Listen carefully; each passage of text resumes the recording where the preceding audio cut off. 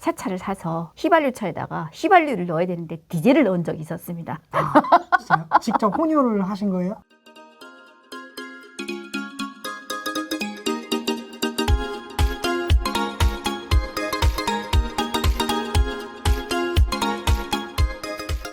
시청자 여러분 안녕하세요. 중고차는 유미카의 이유미입니다. 안녕하십니까. 중고차는 유미카의 김동섭 팀장입니다. 네.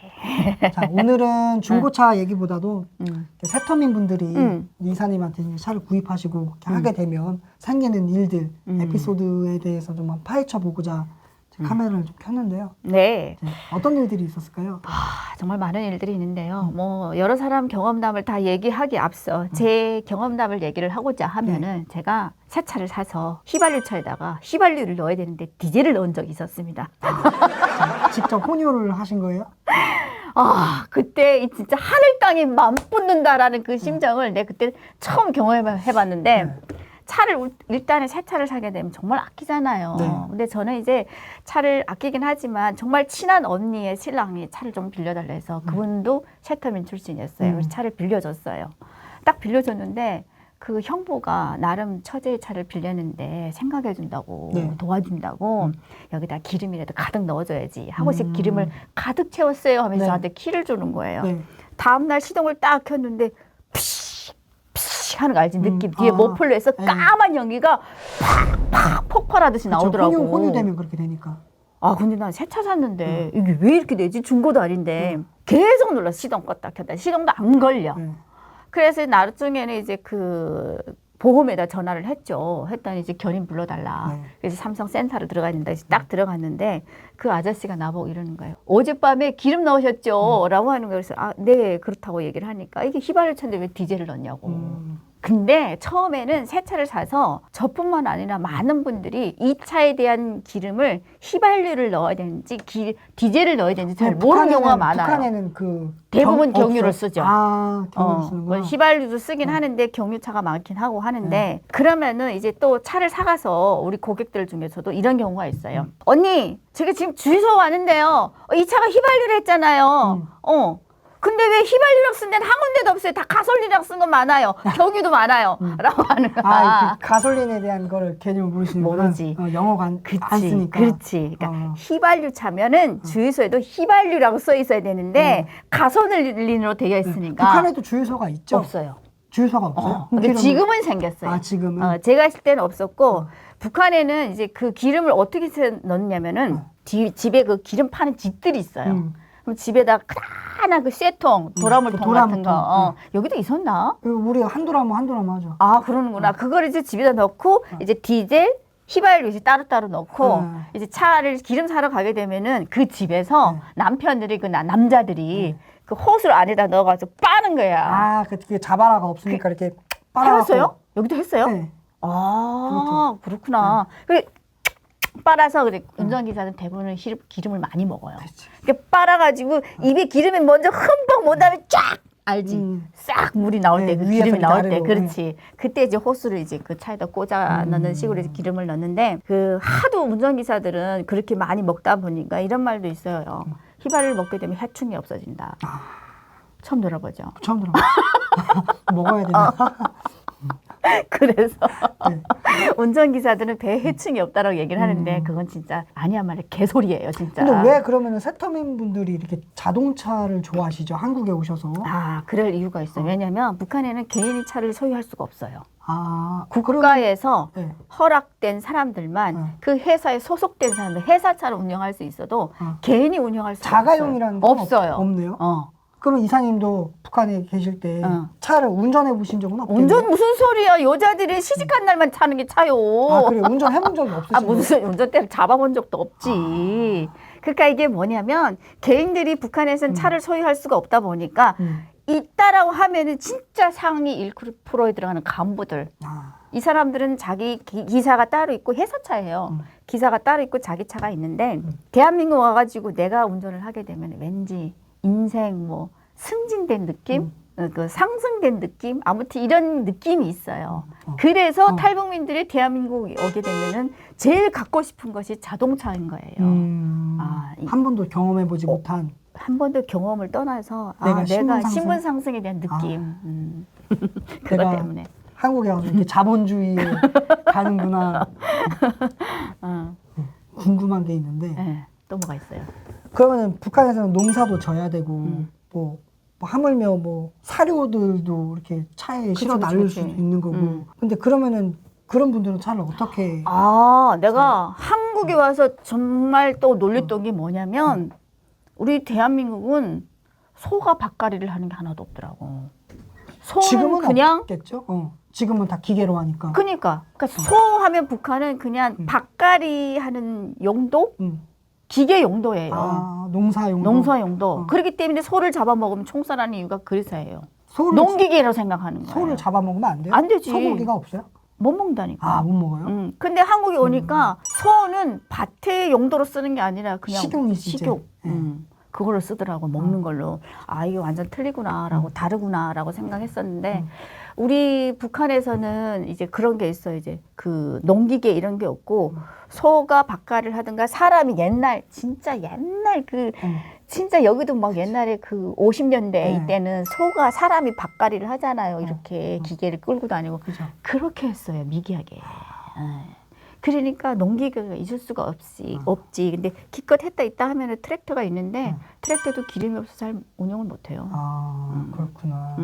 자, 그러면 북한에는 면허라는 게 없겠네요? 있지. 그래도 면허는 있지. 그래요?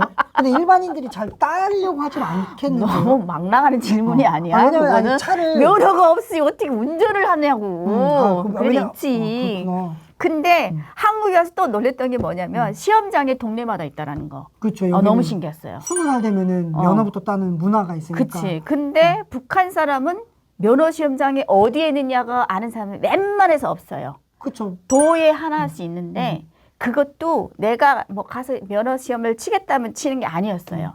회사에서 추천을 해가지고 이 사람 운전기사로 쓰겠다고 그렇게 해서 그 면허시험장에 갔는데 물론 지금은 좀 바뀌었어요. 제가 있을 때는. 그래서 그 면허시험장에 가서 이제 공부를 해가지고 시험을 보는데 근 6개월이에요. 시험 보는 기간이 배우는 기간이 6개월이에요. 면허를 따기가 어렵나 봐요? 북한 운전기사들이 운전을 잘하는 게 북한은 주로 도로가 산악이에요. 여기처럼 이렇게 도로를 고속도로 터널을 뚫어서 이렇게 하는 게 아니라 다 옛날 일본 때 외정 때 들어와서 놓은 도래. 막 산을 굽이 올라가가지고. 그러니까 기사들이 운전 기술이 굉장히 좋아요. 그리고 기사는 그냥 운전만 하는 게 아니에요. 내가 차를 수리도 할 수 있어야 돼요. 그게 운전 면허를 취득할 수 있는 조건이에요? 그러니까 6개월이 걸리는 거예요. 6개월 동안에 운전이면 운전, 기술이면 기술을 다 가르쳐주고 이제 그게 끝나면 회사로 배치되어 가는데 거기서도 운전대를 안 줘요. 2년 동안은 보조로 다녀야 돼요. 기사 옆에. 수습도 해야 되는 거야. 그렇지. 그렇게 하고 한 1, 2년 지나서 내가 운전대를 잡을 수가 있는 거예요. 그래서 웬만해서 북한 운전기사들은 웬만한 차는 수리를 다 해요. 기술은 좋아요. 공업사가 따로 없어. 북한 차들은 좀 오래된 차고 좀 옛날 차들이잖아요. 이제 그러다 보니까 이제 아무래도 좀 단순하고 좀 그래서 좀 쉽게 고치고 이렇게 할 수 있는 거 아니에요? 왜 그 질문이 안 나왔나 했어. 요즘 차들은 되게 복잡하잖아요. 뭐 전자기기도 들어가 있고. 북한 사람들이 한국은 그 운전기사들이 그 기술력이 얼마나 좋냐면 하룻밤 사이에 바깥에 차를 그냥 사람이 안 지키고 세워놨다라고 하게 되면은 다 뜯어가요, 안에 거. 무슨 말인지 알아요? 분해가요? 몽땅 뜯어가요. 그래 차는 껍데기만 남아요. 드라마에서 본 것 같아요. 와이퍼 떼 간다고. 와이퍼 떼가는 게 아니라 엔진이면 엔진 그 안에는 부품 몽땅 떼간다고. 그 아침에 시동을 걸자면 아무 반응이 없어. 번넷 열어봐. 아무것도 없어. 뻥 비어있어. 그러니까 이쪽 차를 떼다가 이쪽에다 옮겨 붙여서 수리를 할 만큼 기술력은 있어요. 왜냐면은 이게 아날로그식으로 계속 수리를 하다 보게 되면은 꼭 우리 대한민국은 이 차의 부품은 꼭 이 차에 맞는 게 들어가 있다 생각하잖아요. 저기는 안 그래요. 어떻게 끼워 맞추든 비슷한 것만 끼워 맞추면 일단 발동 걸려서 가면 앞으로만 가면 되는 거니까. 속도 뭐 이런 게 다 의미 없어. 그래서 우리 탈북민들 중에 저희한테 차를 사러 왔다가 이런 얘기 한 적도 있어요. 유미야, 설령 그럴 일은 없겠지만 일단은 보험 때문에 다음 날 출고를 해야 될 상황이었는데 오늘 저녁에 이 차의 엔진을 떼가지는 않겠지? 다른 차에다 바꾸지는 않겠지? 라고 하는데 그 차가 연식이 몇 년식인지 알아요? 지금으로부터 근 20년 전의 연식이었어요. 2000년식? 그게 몇 년 전이었는데 99년 소나타였어요. 그냥 갖다 버려도 안 가지가. 그렇죠. 근데 이제 그런 생각을 할 수 있다라는 거는 북한에서부터 이 분은 그렇게 해봤던 거예요. 그래서 내가 그 얘기를 했어요. 대한민국에서 2차 엔진을 그때 갖다 버려도 안 가져가고 차 그렇게 바꾸려면은 공인비가 더 나오겠다, 야. 그렇죠. 자, 그러면 북한에서는 중고차 시장이 따로 있나요? 없어요. 그럼 차를 구입하는 방법이 어떤 방법들이 있을까요? 물론 세월이 많이 흘러서 제가 있을 때랑 지금이랑 많이 좀 다르긴 하는데 지금은 북한에서도 자동차를 생산한다고 해요. 중국제 부품을 가져다 껍데기만 이제 그 북한 거를 만들어서 그 판매를 하긴 하는데 광고도 나올 만큼 판매를 한다고 해요. 근데 제가 있을 때는 북한 자체 내에서 자동차를 생산을 아예 못했어요. 그러다 보니까 수입으로 많이 들어왔어요. 중국 거, 일본 게 제일 많이 들어왔어요. 일본 거. 일본 거. 그거를 어떻게 사죠? 시장이 그러니까 없는데. 일본에서 밀매를 해서 데려오는 밀수로? 거예요. 그러니까 이것도 북한 내 그 무역 회사에서 공식적으로 해요. 해가지고 어느 회사에 차가 필요하다 하게 되면 미리 그 밀수에서 들어온 데다가 전화를 해서 우리가 차를 필요하다라고 얘기를 해요. 그럼 그쪽에서 밀무역을 받아가지고 이제 차를 주는 거죠. 판매를 하는 거지. 공식적으로 중고차 시장 따로 없어요. 그냥 우리나라 따지면 수입차 딜러사 같은 느낌인 그렇지. 거네요. 그죠? 그런 개념인 거예요. 그래가지고 예전에는 일본 차들이 이렇게 들어왔을 때는 그것도 없어서 못 팔았어요. 근데 회사들에서 그것도 필요하면. 고위층들이나 회사들이나만 살 수 있는 거죠. 고위층들이라기보다 고위층은 주로 뭐 국가에서 뭐 선물로 많이 주는 거고 회사들에서 차가 회사들에서? 필요한데 차를 마땅하게 어디가 시장이 없으니까 구매할 데가 없으니까 이 자체가 무역회사에 먼저 의뢰를 하는 거지. 우리가 이런 차가 그럼 필요한데 북한 애들은 갖다 어떤 달라. 차들이 있어요? 보통 보게 되면 여기서 말하게 되면 거기서 뭐 봉고차 하는데 스타렉스보다 좀 작은 거, 다마스보다 좀 큰 거. 벤 차량. 벤차 같은 게 많이 유행이었고, 그리고 트럭차. 우리 요즘에 유미카우 원에다가 저희가 이제 설문조사를 띄웠는데, 잘하시더라고. 그렇죠. 바로 트럭이 확률이 50% 넘게 나왔어요. 압도적으로 그렇지. 높더라고요.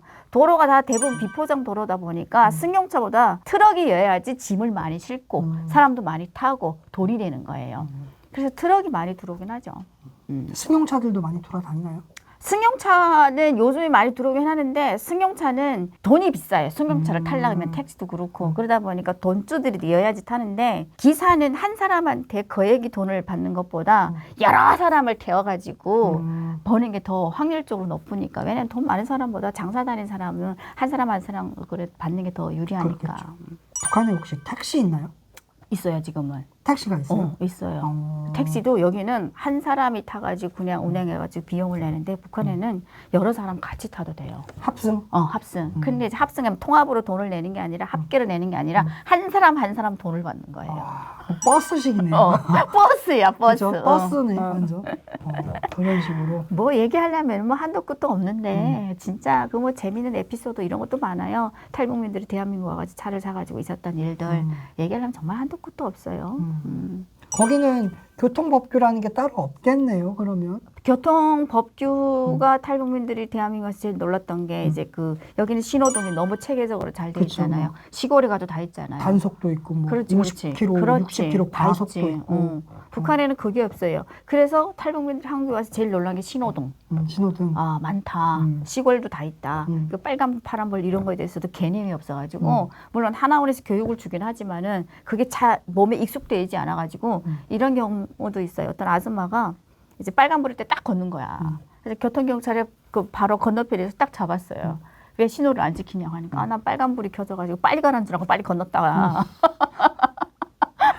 그러니까. 근데 안 봐주잖아요.